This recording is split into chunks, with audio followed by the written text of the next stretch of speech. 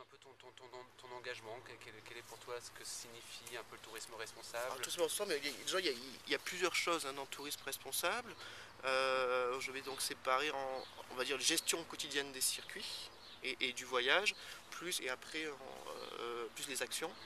Dans la gestion quotidienne, justement, mais je pense qu'en travaillant avec les familles et en ayant une gestion intelligente des rémunérations, on arrive à faire vraiment à valoriser le mode de vie nomade en donnant un revenu supplémentaire à ces éleveurs, tout en essayant d'éviter l'écueil que leur activité principale devienne l'activité touristique. Donc ça c'est assez difficile, je pense qu'on y arrive bien parce que aucune des familles avec qui on travaille n'a arrêté son activité pastorale, d'élevage, mais un revenu supplémentaire qui permet d'acheter des animaux, d'acheter du foin pour préparer l'hiver, de construire des puits, etc. Donc ça c'est un point qui est vraiment très important parce qu'aujourd'hui vous ne verrez jamais des Mongols venir quémander, demander des bonbons, des stylos, etc. Ils gardent une vraie fierté et il ne faut pas que le tourisme vienne modifier cela. Donc ça, c'est, on va dire, c'est tous les jours. Éduquer également les éleveurs et les familles au respect de l'environnement. Ça, c'est quelque chose qui est difficile en Mongolie parce qu'ils n'ont vraiment pas l'habitude. On va dire que les déchets sont arrivés relativement tard. Au début, ils étaient en autonomie, ils avaient de la viande, etc. Ils n'avaient pas de boîte de conserve, de bouteilles en verre ou de sacs plastiques.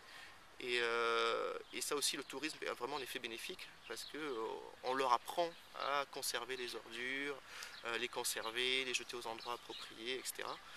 Donc ça, c'est un petit peu au jour le jour, tous les jours, ce genre de formation.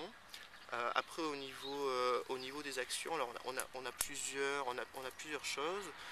En fait, quand les personnes souscrivent avec nous un circuit, on leur demande de choisir une action, une ONG qui veulent soutenir. Donc il y a plusieurs, on travaille avec quatre ONG, quatre projets.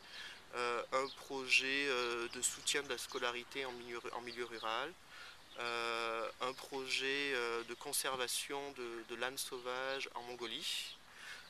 Puis donc, il y a ce projet-là, hein, une coopérative d'éleveurs de yak pour arriver justement à montrer aux nomades qu'on peut faire plus avec la richesse naturelle qu'ils ont, donc des vêtements notamment en poil de yak, et sortir aussi un petit peu du cachemire, parce que le cachemire, mais ce sont des chèvres, et les chèvres arrachent les racines, hein, quand elles se nourrissent, donc ça pose des problèmes de désertification, contrairement aux bovins. Hein, les bovins juste coupent, donc ils ne s'entraînent pas des problèmes de désertification, donc leur montrer qu'on peut faire aussi créer de la valeur ajoutée avec le poil de yak.